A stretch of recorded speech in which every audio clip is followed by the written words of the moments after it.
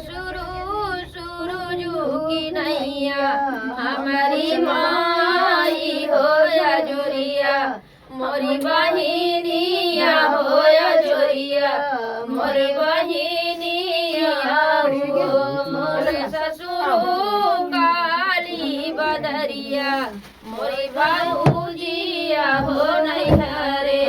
हम जाबै हो नैहरे हम जाबै मोर जेठाऊ बीड़ी गईले बारा हौ महीनावा हो नैहरे हम जाबै हो नैहरे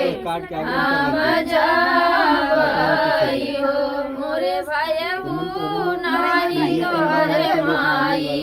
से बहिनिया हो नैहरे कैसे जाबी हो नैहरे कैसे जाबी हो मोरे जेठाऊ सुरुजु की नैया हमारी माई हो या जोरिया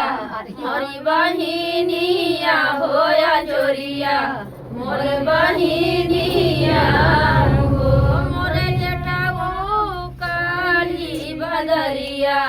मोरी बाबूजिया हो नैहरे हम जाबै हो नैहरे हम जाबै हो मोरे देवरू बीड़ी गईले बारा हौ महीनावा हो नैहरे हम जाबै हो नैहरे हम जाबै हो मोरी भौजी नाही द्वारे माई से बहिनिया हो नैहरे कैसे जाबी हो नैहरे कैसे जाबी हो मोरे देवरू सुरुजु की नैया हमारी माई हो या जोरिया मोरी बहिनिया हो या जोरिया मोरे बहिनिया हो मोरे देवरू काली बदरिया मोरी बाबूजिया हो नैहरे हम जाबै हो नैहरे हम जाबै हो स्वामी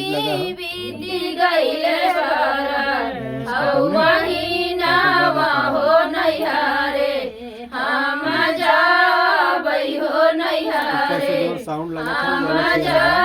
जाबै हो मोरी रनिया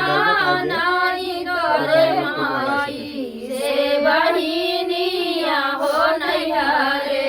कैसे जाबी हो नैहरे कैसे जाबी हो मोरे स्वामी सुरुजु की नैया हमारी माई हो या जोरिया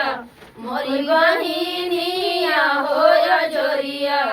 मोरी बहिनिया हो मोरे स्वामी काली बदरिया मोरी बाबूजिया हो नैहरे हम जाबै हो नैहरे हम जाबै हो बस। तो फ्रेंड ये गीत था दीदी का बहुत ही सुंदर प्यारा सा। आप लोग को कैसा लगा? सोहर गीत था। आप लोगों को कैसा लगा कमेंट बॉक्स में बताना। फिर मिलने की शेयर गाने साथ, तब तक के लिए बाय बाय दोस्तों। और